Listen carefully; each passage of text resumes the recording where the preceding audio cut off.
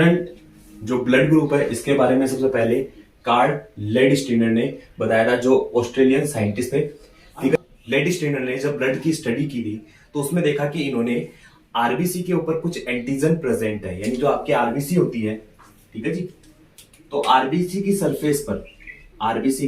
Surface पर इन्होंने क्या देखा, इन्होंने कुछ एंटीजन को देखा और उन एंटीजन के प्रेजेंस और अब्सेंस के बेसिस पे, यानी कि अगर किसी ह्यूमन में आपका वो एंटीजन प्रेजेंट है या आपका वो एंटीजन अब्सेंट है, तो उस प्रेजेंस और एब्सेंट के बेसिस पे इन्होंने ब्लड ग्रुप को कितने पार्ट में डिवाइड किया, 4 टाइप में। तो जो इन्होंने जो ब्लड ग्रुप को डिस्कवर किया था तो वो किसके बेस पे किया था, it is based on antigen which is present on RBC surface. तो आरबीसी की सरफेस पर जो एंटीजन प्रेजेंट थे उनके बेसिस पे इन्होंने ब्लड ग्रुप को 4 पार्ट में डिवाइड किया था। तो आरबीसी के ऊपर कौन कौन से एंटीजन प्रेजेंट थे, एक तो एंटीजन था ए और एक एंटीजन बी, यानी जिसमें ए एंटीजन प्रेजेंट है उसका ब्लड ग्रुप क्या होगा, जिसमें बी एंटीजन प्रेजेंट है उसके अंदर उसका ब्लड ग्रुप क्या होगा, जिसमें ये दोनों ही एंटीजन प्रेजेंट नहीं है उसका ब्लड ग्रुप कैसा होगा, उसके बारे में उन्होंने बताया था। तो इसके बेसिस पे उन्होंने 4 टाइप के अंदर डिवाइड किया, जो कौन कौन से थे, एक तो था आपका ब्लड ग्रुप ए, एक बी, तीसरा था आपका ए बी और चौथा था आपका ओ। ठीक है जी, ये 4 ब्लड ग्रुप डिस्कवर किए गए थे, जिसमें पहला ए, दूसरा बी, फिर ए बी और ओ। ठीक है जी, इसके बाद जो ये जो ब्लड ग्रुप को डिवाइड करने की या ब्लड के ग्रुप को क्लासिफाई करने की जो प्रोसेस होती है, इस प्रोसेस को अपन क्या बोलते हैं, इसको अपन बोलते हैं ब्लड ग्रुपिंग, यानी ब्लड को ग्रुप करना, इसको क्लासिफाई करना कि भाई ब्लड के टाइप बताना, ये चीजें क्या है, इसको अपन क्या बोलते हैं, इसको अपन बोलते हैं ब्लड ग्रुपिंग। ओके स्टूडेंट, तो आपके ऑस्ट्रेलियन साइंटिस्ट थे कार्ल लेडस्टीनर, उन्होंने आरबीसी की सरफेस पर देखा कि उसपे कुछ एंटीजन प्रेजेंट थे और उन एंटीजन के प्रेजेंस और एब्सेंस के बेसिस पे उन्होंने ब्लड ग्रुप को कितने पार्ट में डिवाइड किया, 4 ब्लड ग्रुप उन्होंने बताए ह्यूमंस के अंदर। कौन कौन से थे, ए बी, ए बी और ओ। ठीक है जी, अभी मैं बताऊंगा आपको कि ए ब्लड ग्रुप वाले व्यक्ति के अंदर आपका जो एंटीजन है वो कौन सा प्रेजेंट होगा, एंटीबॉडी कौन सी प्रेजेंट होगी, और बी वाले में कौन सा एंटीजन कौन सी एंटीबॉडी प्रेजेंट होती है, वो अभी अपन डिस्कस करेंगे। लेकिन अभी अपन थोड़ा सा क्या कर रहे हैं, इसको रिवाइज कर रहे हैं। तो वो एंटीजन कौन कौन से थे, तो वो एंटीजन ए और बी थे। इसकी प्रेजेंस और एब्सेंस के बेसिस पे 4 ब्लड ग्रुप बताए गए थे, ए बी और ओ। ठीक है जी, और इस प्रक्रिया को, इस प्रोसेस को अपन क्या बोलते हैं, इस प्रोसेस को अपन बोलते हैं ब्लड ग्रुपिंग। ठीक है जी, अब बात करते हैं अपन कि जो ए ब्लड ग्रुप है उसमें कौन कौन से एंटीजन प्रेजेंट होते हैं, बी ब्लड ग्रुप में कौन कौन से एंटीजन प्रेजेंट होते हैं। तो एक टेबल के बेसिस पे इसको समझते हैं। तो ब्लड ग्रुप में आपका ए बी और ओ, ये 4 टाइप के ब्लड ग्रुप होते हैं। ए वाले ब्लड ग्रुप के अंदर एंटीजन कौन सा प्रेजेंट होगा, ए एंटीजन प्रेजेंट होता है, और एंटीबॉडी के रूप में क्या प्रेजेंट होती है, बी एंटीबॉडी प्रेजेंट होती है। बोलो सर, अब आप बोलोगे कि सर ये डिफरेंट क्यों दिख रहे हैं, तो बेटा याद रखना, कभी भी एंटीजन के अगेंस्ट एंटीबॉडी बनती है। याद रखना, हमेशा क्या होता है, एंटीजन के अगेंस्ट क्या बनती है, एंटीबॉडी बनती है। अगेंस्ट का मतलब क्या होता है, उसके अपोजिट बनेगी। क्या बनेगी, उसके अपोजिट बनेगी। यानी कि अगर कोई भी एंटीजन आपकी बॉडी में एंटर कर रहा है तो उसके अगेंस्ट क्या बनती है, एंटीबॉडी बनना स्टार्ट हो जाती है, और वो इससे कनेक्ट होकर बेसिकली क्या करती है, उससे रिएक्ट करती है। तो अपने ब्लड ग्रुप के अंदर जो एंटीजन होगा उसके अगेंस्ट, उसके अपोजिट क्या बनती है, एंटीबॉडी बनती है। ठीक है जी, तो यहाँ पे एक अपोजिट कौन सी एंटीबॉडी बन जाएगी, बी एंटीबॉडी बन जाएगी। तो याद रखना, ए ब्लड ग्रुप में ए एंटीजन होता है और बी एंटीबॉडी होती है।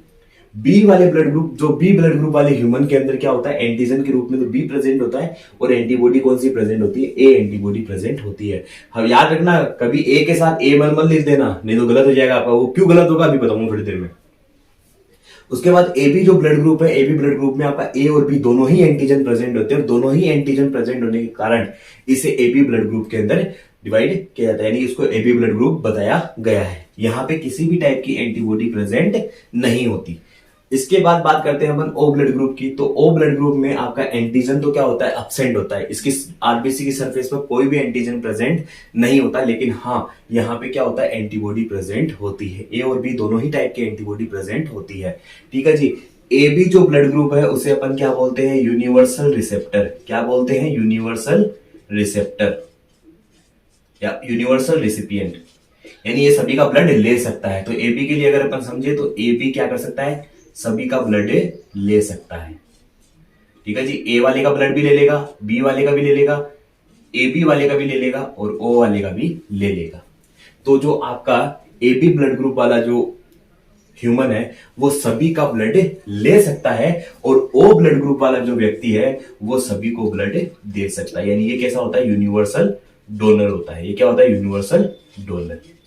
तो ये भी आपको दिमाग में रखना है। यहाँ पे जो कुछ पॉइंट्स हैं जो आपको याद रखने बहुत जरूरी, क्योंकि एमसीक्यूज में क्वेश्चंस आपको पूछे जा सकते हैं। कंपटीशन एग्जाम में भी यहाँ से काफी ज्यादा क्वेश्चंस पूछे जाते हैं। तो बेटा यहाँ पे कौन कौन से आपको याद रखने हैं, तो याद रखना कि एक तो एबी ब्लड ग्रुप जो होता है, एबी ब्लड ग्रुप के अंदर क्या नहीं प्रेजेंट होता, नो एंटीबॉडी। यहाँ पे किसी भी टाइप की एंटीबॉडी प्रेजेंट नहीं होती। पहली चीज तो ये। दूसरी चीज क्या है, दूसरा पॉइंट है कि जो ओ ब्लड ग्रुप है इसमें क्या नहीं होता, एंटीजन एब्सेंट होता है। इसमें क्या होता है, एंटीजन एब्सेंट होता है। यूनिवर्सल रिसिपिएंट कौन सा ब्लड ग्रुप होता है, ए ब्लड ग्रुप होता है, सभी का ब्लड ले सकता है। और जो आपका ओ ब्लड ग्रुप है वो क्या होता है, यूनिवर्सल डोनर होता है, यानी सभी को ब्लड दे सकता है। ओ वाला ए को भी दे सकता है, बी को भी दे सकता है, ए बी वाले को भी दे सकता है, और ओ वाले को तो ऑब्वियस बात है देगा ही देगा। लेकिन इसमें भी कौन सा होता है, तो याद रखना इसमें भी आपका जो ओ नेगेटिव है, क्या होता है, ओ नेगेटिव, वो क्या होता है, आपका यूनिवर्सल डोनर होता है। और ए बी पॉजिटिव क्या होता है, A B positive universal recipient होता है। तो याद रखना इसमें यूनिवर्सल डोनर जो होगा वो तो क्या होगा, ओ नेगेटिव, और ए बी पॉजिटिव जो होता है वो क्या होता है, वो आपका होता है यूनिवर्सल रेसिपिएंट। सभी को अपन क्या नहीं कर सकते, यूनिवर्सल रेसिपिएंट नहीं कर सकते कि अगर आपका एबी नेगेटिव आ जाए तो वो भी क्या होगा, यूनिवर्सल रेसिपिएंट होगा, ऐसा नहीं होगा। यूनिवर्सल रेसिपिएंट क्या होता है, सिर्फ एबी पॉजिटिव होता है और ओ नेगेटिव यूनिवर्सल डोनर होता है। तो ये आपका जो ब्लड ग्रुप वाला टॉपिक है वो कंप्लीट होता है। इसके बाद अपन बात करते हैं आरएच फैक्टर की। सॉरी, आरएच फैक्टर से पहले अपन उस प्रोसेस के बारे में बात कर लेते हैं कि जो आपका एंटीबॉडी है वो एंटीजन के अपोजिट ही क्यों बनती है, उसके बारे में बात कर लेते हैं। तो एक प्रोसेस होती है जिसे अपन बोलते हैं एग्लूटिनेशन। क्या बोलते हैं, एग्लूटिनेशन।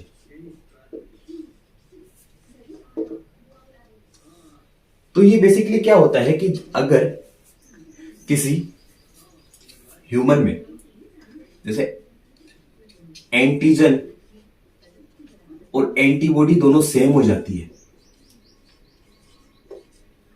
अगर किसी ह्यूमन बॉडी में एंटीजन और एंटीबॉडी सेम हो जाती है तो उसके कारण क्या करता है कि जो एंटीजन और एंटीबॉडी सिमिलर होने के कारण जो आपकी यहां पे आपकी एक प्रोसेस होने लग जाती है जिसे पर बोलते हैं हीमोलाइसिस। क्या बोलते हैं, हीमोलाइसिस। तो एंटीजन एंटीबॉडी इंटरेक्शन के कारण, सेम एंटीजन सेम एंटीबॉडी होने के कारण क्या होगा, आपका हीमोलाइसिस होने लग जाएगा, जिसके कारण क्या होता है, यहां पे जो आरबीसी होती है, आरबीसी जो होती है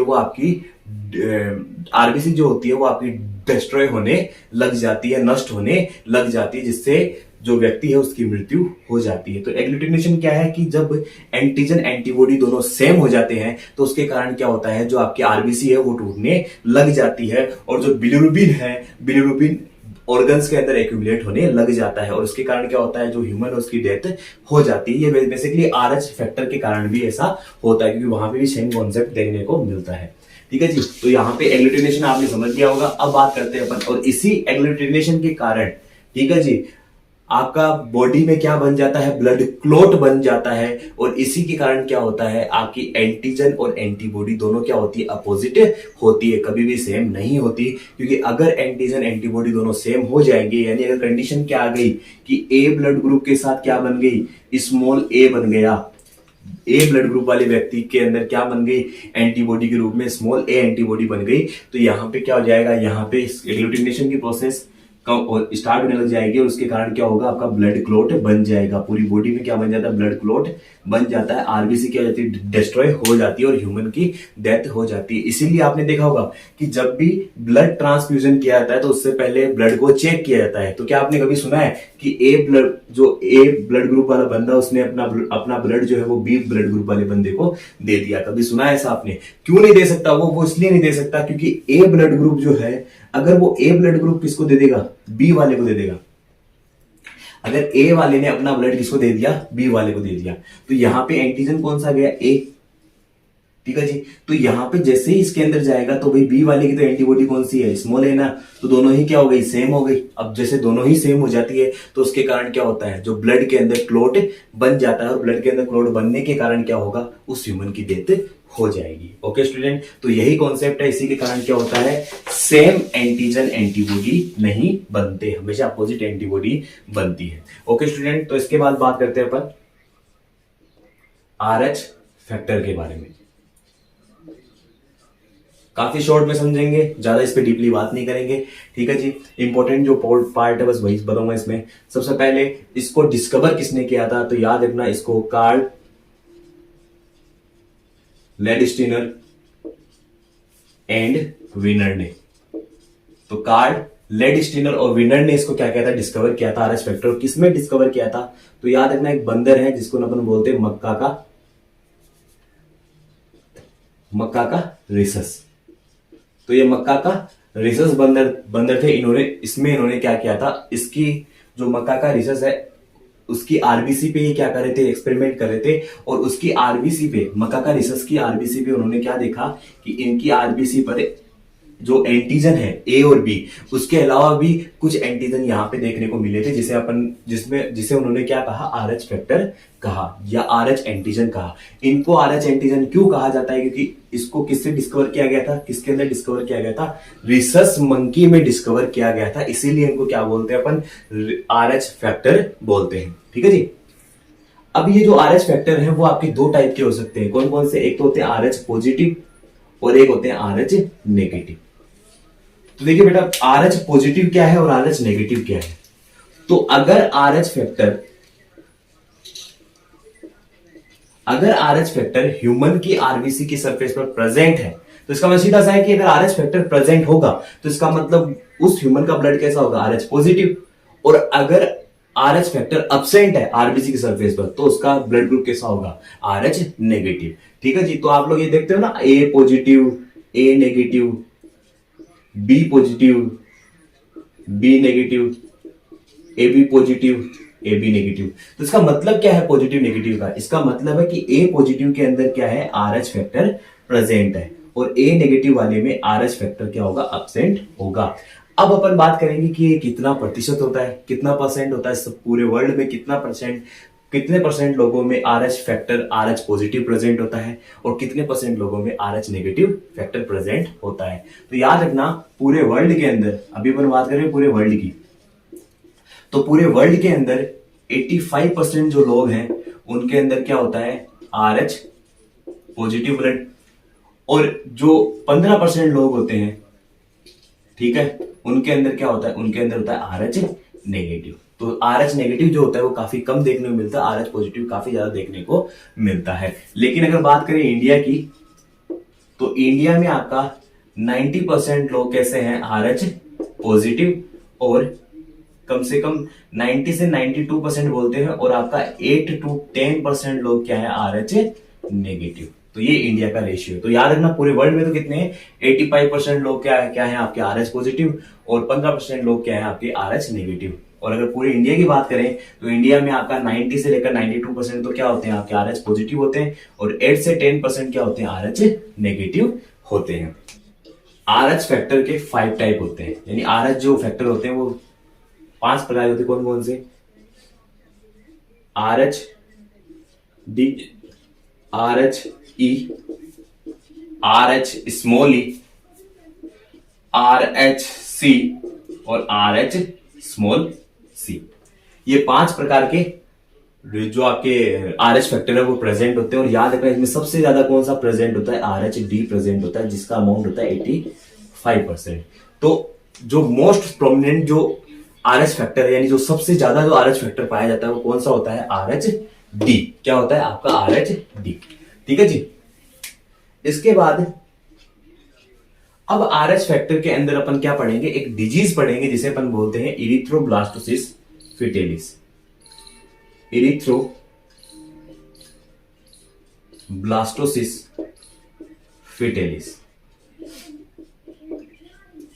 ठीक है जी। ये डिजीज जो है वो काफी ज्यादा इंपॉर्टेंट डिजीज है, तो इसको अच्छे से समझना अपन को। इसके बारे में बात करें थे अपन,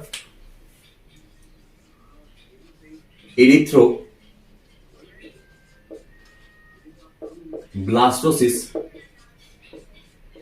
फिटेलिस। तो बच्चों देखिए, इरिथ्रोब्लास्टोसिस फिटेलिस क्या है, कैसी डिजीज है, क्या होता है इसके अंदर। तो इसके अंदर सबसे पहले अपन इसको तोड़ने की कोशिश करते हैं, इस वर्ड को तोड़ के देखते हैं अपन। तो देखो यहां पे वर्ड है कौन कौन से? एक तो है इरिथ्रो, एक वर्ड क्या है आपका? ब्लास्टोसिस, तो सीधा सा मतलब निकलो ब्लास्ट। और इसके बाद तीसरा है फिटेलिस, यानी फिटेलिस का मतलब है फीटस। ठीक है, क्या है? फीटस। तो अब एक बात बताइए, इसमें अंदर क्या समझ में आ रहा है आपको? देखो इरिथ्रो, तो ये तो क्या कर लेंगे अपन? इरिथ्रोसाइट्स। इससे तो क्या मतलब हो गया? इरिथ्रोसाइट्स। ब्लास्ट, इसका मतलब एक और मतलब क्या होता है? डेस्ट्रॉय। ठीक है। फीटस मतलब बेसिकली जो बेबी है, जो अभी डेवलप हो रहा है। ठीक है जी। तो अब अगर बात करेंगे अपन कि इसका मतलब क्या है, तो यहां पे क्या होगा कि ऐसी डिजीज जिसमें फीटस की erythrocytes. What is the erythrocytes? Erythrocytes अपन क्या बोलते हैं? इरिथ्रोसाइट्स अपन बोलते हैं आरबीसी को। तो मतलब ऐसी डिजीज जिसमें फीटस की आरबीसी डिस्ट्रॉय हो जाए या आरबीसी ब्लास्ट हो जाए। तो अगर वीडियो अच्छा लगा तो इसे लाइक करें, सब्सक्राइब करें और इसे ज्यादा से ज्यादा शेयर करें। और कोई भी अगर इस टॉपिक में कोई भी ऐसी कमी हो, अगर आपको लगा हो कि भाई नहीं यहाँ पे ये थोड़ा मतलब अच्छे से समझ में नहीं आया या ये कमी रह गई, तो आप मेरे को कमेंट बॉक्स में बता सकते हैं। इसकी जो प्लेलिस्ट है वो आप मेरे जो चैनल है फन विद फिन, उस पर जाकर इस चैप्टर की प्लेलिस्ट में जो और वीडियोस है वो आप देख सकते हैं। Okay student, thanks, have a nice day.